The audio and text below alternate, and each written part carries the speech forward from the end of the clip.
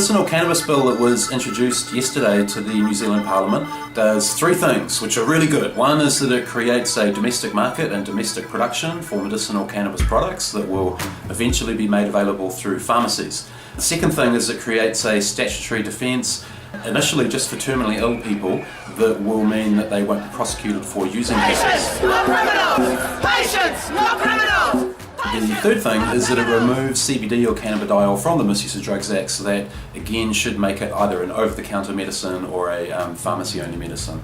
However, hasn't gone as far as what many people were expecting. Labor did say they were going to legalise medical cannabis, and this doesn't really feel like it, not yet.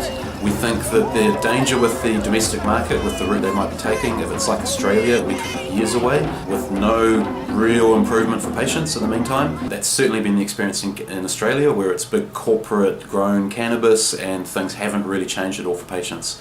Likewise with the exemption or the statutory defence, only applies to terminal people, which is great, but we question the logic behind that, like why, especially when Labor campaigned on legalising cannabis for people with terminal conditions and chronic pain, which even then was too narrow and excluded a whole bunch of patients. Why is it only limited to terminal? Why 12 months? How'd they come up with that? What happens if you live longer? It also gives no protection at all to the people who provide it. Now, if you have a terminal condition, chances are you're not in any state to grow it yourself. It doesn't actually let you grow it yourself. It's only an exemption for the use of it. So the possession, administration, allowing your premise to be used, all these other charges, the cultivation, your family members or friends who do it for you, they're all still going to be exposed to being prosecuted. We don't think that's right.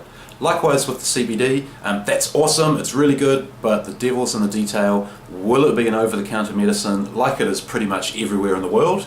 Or if they continue down this kind of pharma route where it's really expensive, like 10 times the black market price, that's not really going to change things for patients, because those sorts of products are actually already available right now and no one's taking them because they're too expensive and too hard to get.